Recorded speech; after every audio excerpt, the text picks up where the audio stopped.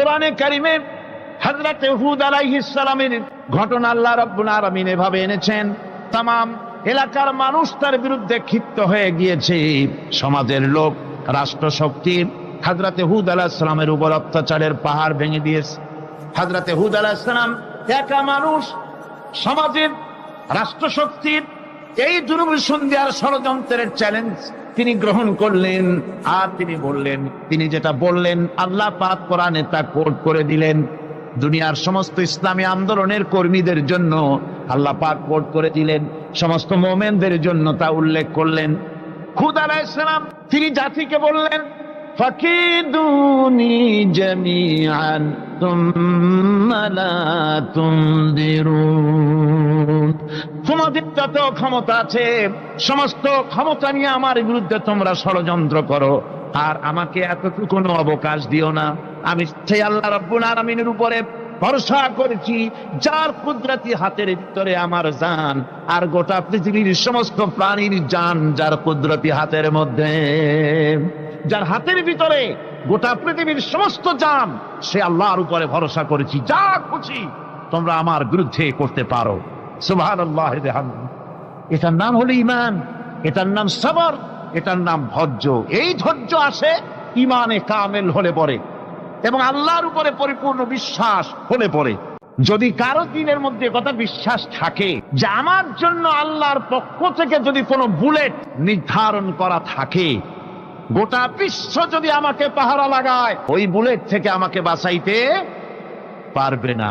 আর আমার জন্য যদি একটা বুলেট আল্লাহ কর্তৃক নির্ধারিত থাকে, তাহলে গোটা পৃথিবীর মানুষ চেষ্টা করেও সেই বুলেট থেকে আমাকে রক্ষা করতে পারবে না।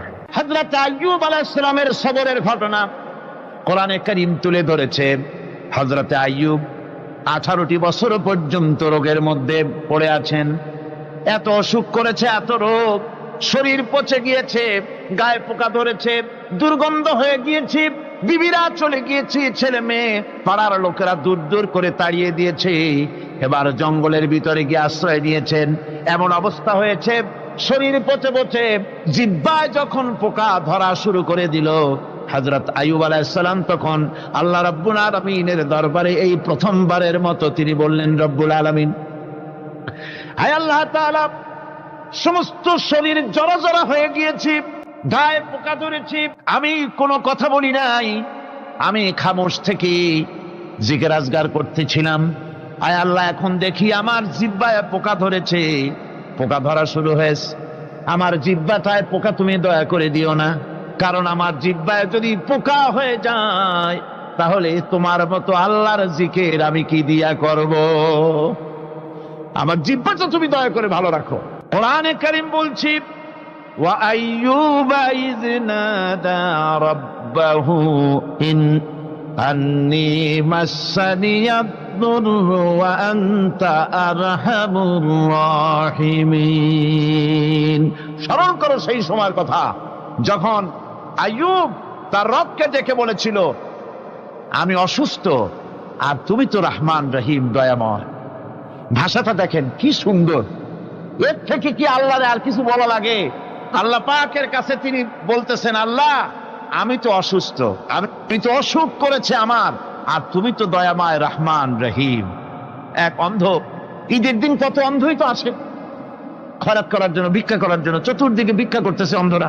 এক অন্ধ ঈদের গেটের কাছে দাঁড়ায় বলতেছে, ভাইরা আজ হচ্ছে ঈদের দিন আর আমি কিছু দেখতে পাচ্ছি না। বেশি পয়সা পাইল, মানুষের দিন তার প্রতি আকৃষ্ট হয়ে গেছে। আরে কি কথা, আজ ঈদের দিন, সকলে আনন্দ করছে আর আমি কিছুই দেখতে পাচ্ছি না। সে কিন্তু কিছু চায় নাই। ভাষার ভিতরে, কথা বলার ভিতরে এ ধরনের টেকনিক আছে। হযরত আইয়ুব আলাইহিস সালাম বললেন না যে আল্লাহ আমারে মাফ করে দাও, কষ্টের মধ্যে আছি। তিনি শুধু বলেছেন, রব্বুল আলামিন, আমি অসুস্থ হয়ে পড়েছি, আমার অসুখ করেছে, আর তোমার নাম রহমান রহিম। এতটুকু কথা বলেছেন। আল্লাহ রাব্বুল আলামিনের দরজায়, তার দরবারে আইয়ুব আলাইহিস সালামের ডাক চলে গেছে। যায় নাই? কোন অসুবিধা আছে নাকি? কোনো অসুবিধা নাই। পানির তলা দিয়া যদি কেউ ডাক দেয়, পাহাড়ের ভিতরে বসে যদি কেউ ডাক দেয়, আল্লাহ রাব্বুল আলামিন তা শুনতে পান। ইউনূস আলাইহিস সালাম মাছের পেটে বসে চিৎকার মেরেছিলেন, লা ইলাহা ইল্লা আনতা সুবহানাকা ইন্নী কুনতু মিনাজ জালিমিন। তিনি বলছিলেন, আয় আল্লাহ তাআলা, আমি তোমার প্রশংসা করছি, তুমি ছাড়া উপাস্য নাই, মাবুদ নাই, আমি তোমার পবিত্রতা ঘোষণা করছি, আমি তো জালিমদের অন্তর্ভুক্ত হয়ে গেছি। বাস এতটুকুন কথাই বলেছেন। আল্লাহ পাক বলছেন, ইউনূসের ডাক তো কেউ শোনে নাই, পানির মধ্যে কেউ শোনে নাই, জমিনের কেউ শোনে নাই, মহাশূন্যের কেউ শোনে নাই, কিন্তু মাছের পেটের ভেতরে থেকে গভীর অতল দরিয়ার তলদেশ থেকে মাছের পেটের ভিতরে বসে আমার ইউনূস যে ডাক দিল, ওই ডাক আমি আরশের মালিক আমি শুনতে পেয়েছি, আর সঙ্গে সঙ্গে জবাব দিয়েছি, ফাস্তাজাবনা লাহু ওয়া নাজ্জাইনাহু মিনাল গাম্মি ওয়া কাযালিকা নুজিল মুমিনিন। ডাকের সাড়া দিলাম, বিপদ দিয়া বাঁচায় দিলাম। শুধু ইউনূসের না, আল্লাহ পাক এ জায়গায় আবার ওয়াদা করলেন, দুনিয়ার যত মুমিন বান্দা আছে তারা যদি কখনো বিপদে পড়ে যায় আর আমারে যদি ডাকে, আমি এইরকম করে বিপদ থেকে বাঁচায়া দেব। আইয়ুব আলাইহিস সালাম যখন আল্লাহ রাব্বুল আলামিনের কাছে ফরিয়াদ করলেন, আল্লাহ পাক তখন বলছেন, কোরআনে কারীম বলছে, ফাস্তাজাবনা লাহু فكشفنا ما به من ضر وآتيناه أهله ومثلهم معهم رحمة من عندنا وذكرى للعابدين।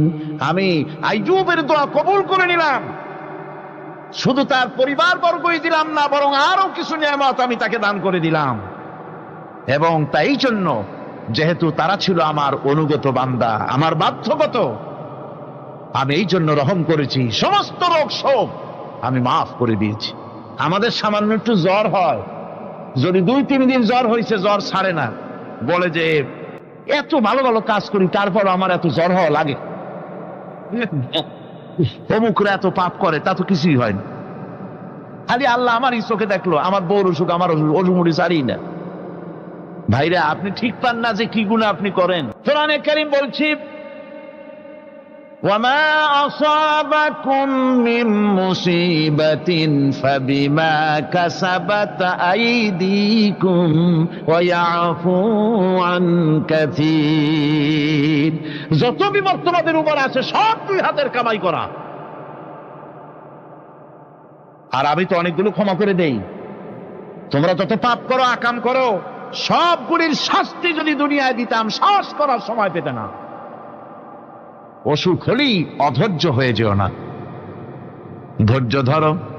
আল্লাহ পাক বলেন, শুধু আইয়ুব নয়, ওয়া ইসমাঈল ওয়া ইদরিস ওয়া যাল কিফলি কুল্লুম মিনাস সাবিরিন। এইভাবে করে ইসমাঈল, ইদ্রিস, জুলকিফল সবাই ছিল ধৈর্যশীল। জোরে বলেন সুবহানাল্লাহ। ধৈর্যের চরম পরাকাষ্ঠা ছিলেন তিনি। কোরআনে কারীম নবীদের এই কথাগুলি আমাদের শোনাচ্ছেন। হযরত ইয়াকুব আলাইহিস সালাম কলিজার টুকরা সন্তান হযরত ইউসুফ আলাইহিস সালামের জন্য তার মনটা পাগল ছিল। এত সুন্দর করে আল্লাহ তারে বানাইছিলেন, এত তিনি ছিলেন সৌন্দর্যের পিরামিড, যারে দেখলে চোখ ফিরানো যায় না, এমন সুন্দর সুপুরুষ যারে দেখি সেই যুগের সুন্দরী যুবতী মেয়েরা রূপের মোহে পড়ে নিজেদের আঙ্গুলগুলি কেটে ফেলে দিয়েছিল। রূপের মোহে এমন অবশ হয়ে গেছে, আঙ্গুল কেটেছে, হাত কেটেছে, টের পায় নাই। আবার ভুল বুঝবেন না, দুনিয়ার সেরা সুন্দর পুরুষ ইউসুফ আলাইহিস সালাম, তা কিন্তু রাসূলের চাইতে বেশি নয়। হযরত উম্মুল মুমিনিন আয়েশা রাদিয়াল্লাহু তাআলা আনহা তিনি বলেছেন, যেই সব সুন্দরী রমণীরা ইউসুফ আলাইহিস সালামকে দেখে রূপের মোহে পড়ে নিজেদের আঙ্গুলগুলো কেটে ফেলেছিল, ওরা যদি আমার হাবিবকে দেখতো, ওরা যদি আল্লাহ রাসূলকে দেখতো, তাহলে হাত কাটতে কাটতে কোন ফাঁকে যে কলিজা কেটে ফেলে দিত ওরা টের পেত না। আবার বন্ধুগণ, হযরত আইয়ুব আলাইহিস সালাম সন্তানের মায়া, অন্যান্য ভাইরা হিংসায় পড়ে গেল, তারা নিয়ে তাকে কুয়ায় ফেলে দিল। সেখান থেকে তারা একটা ছাগল বা কোনো পশু জবাহ করে তার রক্ত মাখাইয়া জামায় এনে হাজির করে দিল হযরত ইয়াকুব আলাইহিস সালামের সামনে, যে তারে নিয়ে খেলা করতে গিয়েছিলাম, আমরা খেলায় লিপ্ত ছিলাম, বাগে খাইয়া ফেলাইছে। এগুলি কি গপ্প? এগুলি কি কোরআন? আল্লাহ পাক শোনাচ্ছেন, বিশ্ববাসীকে শোনাইছেন। সূরা ইউসুফের চাইতে এত সুন্দর উপাখ্যান গোটা পৃথিবীতে আর নাই। সুবহানাল্লাহ। অনেকে ইউসুফ জুলাইখার কেসা খুব মজা করে পড়ে, ফুর্তি করে, প্রেমের গল্প পড়ে। এটা কোনো প্রেমের গল্প নয়। ইউসুফ আলাইহিস সালাম, জুলাইখা ইউসুফ আলাইহিস সালামের জন্য কাঁদতে কাঁদতে চোখ কানা হয়ে গেছে। এরপর ইউসুফ আলাইহিস সালাম জুলাইখারে পাওয়ার জন্য পাগল হয়ে গেছে। নাউজুবিল্লাহ, এটা হয়নি কখনো। তিনি আল্লাহর পয়গম্বর, আর আল্লাহ কেমনে তারে বাঁচিয়েছেন? যখন জুলাইখা ঘরের ভিতরে সুন্দর করে যৌন উন্মাদনামূলক চিত্র অঙ্কিত করে ঘরের মধ্যে আটকায় দিয়েছে, তালা লাগায় দিয়েছে, আর নিজে যৌন উদ্দীপক কাপড় চোপড় পরেছে না পরার মতোই। সে যুগের সুন্দরী মেয়ে জুলাইখা, তার কুপ্রবৃত্তিকে চরিতার্থ করার জন্য আহ্বান করা হয়েছে। হযরত ইউসুফ আলাইহিস সালাম লক্ষ্য করে দেখলেন এমন জায়গা, এখান থেকে পালাবার তো পথ নাই, দরজা বন্ধ করে দিয়েছে। তিনি শুধু তখন কেবলমাত্র আল্লাহ রব্বুল আলামিনকে ভয় করলেন। আল্লাহকে ভয় করে আল্লাহর নাম নিয়ে যখন তালাবদ্ধ দরজার দিকে দৌড় দিয়েছেন, আল্লাহ রব্বুল আলামিন আপন কুদরতে তালাগুলি খুলে দরজা তার জন্য উন্মুক্ত করে দিলেন। ইউসুফ আলাইহিস সালামকে ফালাই দিয়ে এভাবে করে কাপড় এনে দিল তার সামনে, রক্তমাখা কাপড় পেয়ে হযরত ইয়াকুব আলাইহিস সালাম সন্তানদের মুখে কাহিনী শুনে তিনি কি বললেন? কোরআনে কারীম তা কোট করেছে। তিনি চিক দিলেন না, ফাল দিলেন না, ফিট হয়ে পড়লেন না। তিনি বললেন, কলিজার টুকরা সন্তান, তার মরার খবর শুনেছেন। তিনি বললেন কি? ফাসাবরুন জামিলুন ওয়াল্লাহুল মুস্তাআনু আলা মা তাসিফুন। আমি উত্তম সবর অবলম্বন করব। তোমরা যে কাহিনী রচনা করেছো এর বেলায় আমি আল্লাহর কাছে সাহায্য চাই। আমি উত্তম সবর অবলম্বন করব। আমার ভাইয়েরা, 11 ভাই মনে করেছিল ইউসুফ আলাইহিস সালামকে মরণ কুয়ায় ফালাই দিছি। তারা তো ঠিক পায় নাই এটা মরণ কুয়া না, এটা হচ্ছে একটা সুড়ঙ্গ, যাকে ইংরেজিতে বলে টানেল। এটা এমন একটা সুড়ঙ্গ, ওরা মনে করেছে মরণ কুয়া, কিন্তু আল্লাহ রাব্বুল আলামিন এই কুয়াতে এমন বানালেন, ওরা একদিকে ফালাই দিল মরণ কুয়ায়, এ কুয়ার আর এক মুখ দিয়া আল্লাহ রাব্বুল আলামিন ইউসুফ আলাইহিস সালামকে নিয়ে মিশরের সিংহাসনে বসায়া দিলেন। এটা মরণ কুয়া নয়, এটা রাজ সিংহাসনে বসার সুড়ঙ্গ পথ। ইউসুফ আলাইহিস সালাম আজ প্রেসিডেন্ট, সুবহানাল্লাহ, প্রেসিডেন্ট হয়ে বসে আছেন।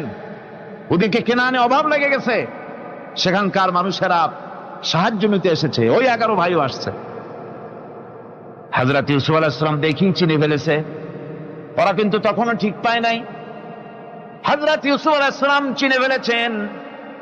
এখন কি করা উচিত? সবগুলাকে ঠ্যাং উপরের দিকে উঠাইয়া তারপরে সমানে ধোলাই দেওয়াই তো স্বাভাবিক ছিল, আমাদের মতো মানুষ হইলে, ঠিক কিনা? ঠিক তো বলবেনি, অভ্যাস তো এটাই। হযরত ইউসুফ আলাইহিস সালাম তাদের সামনে পরিচয় দিলেন। তারা যখন বুঝতে পারল, লজ্জায় তাদের মাথা হেট হয়ে গেল। হযরত তার এক তো লজ্জা, আর 2 নম্বরের ভয়, জান নিয়া কেনানে কেউ ফিরে যাইতে পারবো না। এখন অবস্থা হয়েছে যে জীবনই যায় নাকি এখানে। হযরত ইউসুফ আলাইহিস সালাম ভাইদের এই করুণ দুরবস্থা বুঝতে পারলেন, বুঝে চরম ধৈর্য ধরে তিনি কি বললেন? তিনি বললেন, লা তাসরিবা আলাইকুমুল ইয়াউম। ও ভাইরা, তোমাদের বিরুদ্ধে আমার কোনো পাপ নাই, দুঃখ নাই, বিদ্বেষ নাই, হিংসা নাই, আল্লাহর রাস্তায় মাফ করে দিলাম। সুবহানাল্লাহ, এর নাম পয়গম্বর। এর নাম কি? পয়গম্বর। কিসের লেনিন, কিসের মার্কস? জওয়ানেরা, ভুল পথে মানুষ চলেছিল, আলহামদুলিল্লাহ আল্লাহ এগুলারে ডাস্টবিনে ফালাই দিছে। কারণ আলহামদুলিল্লাহ, আলহামদুলিল্লাহ। পয়গম্বর কারে বলে, কারে বলে পয়গম্বর? কি চরিত্র! রাসূল করিম সাল্লাল্লাহু আলাইহি ওয়াসাল্লাম তাকে একজন সাহাবী বলছিলেন, হুজুর বলছেন এই কামটা করলা না কেন? সাহাবী বললেন, হুজুর আপনি যদি চোখের ইশারায় বলতেন মুখ দিয়ে না কইয়া, তাও তো আমি কামটা করে ফেলতাম, আমি তো বুঝি নাই। হুজুর বললেন, চোখের ঠারে ঠরে কাজ করা নবুয়তের শান নয়। আল ওয়াদুহু ওয়াস সারাহা, নবীরা যা করেন তা ডাইরেক্ট, কোনো বক্রতা নাই, স্পষ্ট কথা। আমার ভাইরা, হযরত ইউসুফ আলাইহিস সালাম বিনিয়ামিনকে কাছে নিয়ে পরিচয় দিলেন তার ভাইদের সামনে। কোরআনে কারীম বলছে, ক্বালা আনা ইউসুফ ওয়া হাদা আখি قد من الله علينا إنه من يتقي ويصبر فإن الله لا يضيع أجر المحسنين। আমি ইউসুফ আর এই হচ্ছে আমার ভাই। আল্লাহ আমাদের উপর ইহসান করেছেন। প্রকৃতপক্ষে যারা আল্লাহকে ভয় করে এবং সবর এখতিয়ার করে, আল্লাহ এভাবে তাদেরকে, তাদের আমলকে নিষ্ফল হতে দেন না। আমার এই জামাটা নিয়ে যাও। হযরত ইয়াকুব আলাইহিস সালাম কলিজার টুকরা সন্তান ইউসুফ আলাইহিস সালামের বিরহ যন্ত্রণায় ছেলেকে কতদিন দেখে না, কাঁদতে কাঁদতে চোখ দুটো অন্ধ হয়ে গেছে। মিশর থেকে কেনানের দিকে জামা রওনা হয়েছে। কোথায় মিশর, কোথায় কেনান? জামা যখন রওনা হয়ে গেছে, হযরত ইয়াকুব বলতেছেন, আমি যেন আমার ইউসুফের গন্ধ নাকে পেতেছি। জামা চলে এলো, চোখের উপরে রাখলেন, আল্লাহ রাব্বুল আলামিন তাকে চক্ষুষ্মান বানায়া দিলেন। ভাইরা আমার, পয়গম্বরেরা সবর করে গোটা দুনিয়ার মানুষের সামনে দৃষ্টান্ত সেট করেছেন সবর কারে কয়। আমার ভাইরা, হযরত ইব্রাহিম আলাইহিস সালামের কথা আল্লাহ পাক কোরআনে কারিমে বলছেন সবর কারে কয়। দেখো, শেখো সবর কারে কয়। আল্লাহ পাক বললেন, ইব্রাহিম তোমার বিবি আর তোমার নবজাতক এই সন্তানকে রেখে আসো মক্কা নগরীতে। তিনি চলে গেলেন, সেখানে ঘর নাই, বাড়ি নাই, কিচ্ছু নাই, চতুর্দিকে ধুধু বালু আর মরুভূমি। হযরতে হাজরা বলছেন, ইব্রাহিম সামান্য পানি আর খাবার দিয়া আমার সন্তান শুদ্ধ এখানে রেখে যেতেছো, আমি কি অপরাধ করেছি? কোনো জবাব নাই। দুইবার তিনবার বলার পরে হাজরা বলছেন, ইব্রাহিম গো, তবে কি আমার আল্লাহর হুকুম মতো আমারে রেখে যাচ্ছ নাকি? হযরত ইব্রাহিম আকাশের দিকে আঙ্গুল উঁচু করলেন। কথা বলবেন, বাক শক্তি বেরোচ্ছে না। 80 বছর বয়সের সময় একটা বাচ্চা আল্লাহ তারে দিছেন। আর এমন বাচ্চা, পয়গম্বরের ছেলে, কি সুন্দর চেহারা, মরুভূমির উপরে ফালাই দিয়ে রওনা হয়ে যাচ্ছেন। মুখ দিয়া কথা সরছে না, আকাশের দিকে দেখালেন। হযরত হাজরা বুঝতে পারলেন। হযরত হাজরা বলেন, ইব্রাহিম কোনো চিন্তা নাই, নিশ্চিন্ত মনে বাড়ি ফিরে যাও। আমি আমার আল্লাহর উপরে এতটা ভরসা করি, আল্লাহর হুকুমে যদি আমার এখানে রেখে যেয়ে থাকো, আল্লাহ পাক আমাকে আর আমার কলিজার টুকরা ইসমাইলকে পানিতে আর খাবারে মারবেন না, অবশ্যই তিনি ব্যবস্থা করবেন। ব্যবস্থা হয়ে গেল। হযরত ইসমাইল বড় হয়ে গেলেন। আল্লাহ পাক অর্ডার করলেন, জবাহ করো ছেলেকে। হযরত ইব্রাহিম আলাইহিস সালাম যখন জবাহের প্রস্তাব করলেন, হযরত ইসমাইল তা আপত্তি করতেন, বাবাজি আমার মায়ের আর আমাকে বাচ্চা অবস্থায় ফেলে গেলেন, খাবার দেন নাই, পরার দেন নাই, বছরের পর বছর আমাদের এখানে কাটলো, দেখতেও আসেন নাই, আজ আসছেন জবাহ দিতে। এটা কেমন কথা? কি ধরনের বাপ আপনি? এরকম বলছে নাকি? এরকম বলছে? হযরত ইব্রাহিম আলাইহিস সালাম প্রস্তাবটা কিভাবে পারলেন? আল্লাহ পাক কোরআনে কারিমের দৃষ্টান্ত রেখে দিয়েছেন। আল্লাহ পাক বলছেন, হযরত ইব্রাহিম ছেলেকে বললেন, ইয়া বুনাইয়া, হে আমার কলিজার টুকরা লাডলা, হে আমার কলিজার টুকরা সন্তান, ইন্নী আরা ফিল মানাম, আন্নী আযবাহুক, আমি স্বপ্নে দেখছি আমি যেন তোমাকে জবাহ করতেছি। ফানজুর মাযা তারা, তোমার রায় কি বলো? আমি তো স্বপ্নে দেখছি যে আমি তোমার জবাহ করতেছি, এখন তোমার রায় কি, তোমার মত কি? হযরত ইসমাঈল আলাইহিস সালাম শুনিয়া দিলেন দৌড়, নাকি না? হযরত ইসমাঈল আলাইহিস সালাম ধৈর্যের প্রতীক, তিনি কি কথা বললেন, তার মুখের কথা কোরআন শরীফে আল্লাহ পাক উঠায় দিলেন। হযরত ইসমাঈল বললেন, ইয়া আবাতি ফাআল মা তু'মারু সাতাজিদুনি ইনশাআল্লাহু মিনাস সাবিরিন। হে আমার পিতা, আপনি যে ব্যাপারে আদিষ্ট হয়েছেন আপনি তা পালন করুন, অবশ্যই আমাকে ধৈর্যধারীদের মধ্যে পাওয়া যাবেন। সুবহানাল্লাহ। এক বর্ণনা এসেছে, হযরত ইসমাঈল বললেন, আব্বাজান, আমি ধৈর্যধারীদের ভিতরে আমারে পাবেন, তবে জবাহ করার আগে আমার হাত পাটা একটু বেঁধে নেন, কারণ জবাহের যন্ত্রণায় আপনার গায়ে যদি আমার হাত পা লেগে যায় তো বেয়াদবি হয়ে যেতে পারে। আর আমি মরে আমার জবাহ হয়ে যাওয়ার পর আমার রক্ত মাখা জামাটা নিয়া আমার মা হাজেরারে দিবেন, কারণ তাকে মা বলবার মতো আর তো কেউ নাই।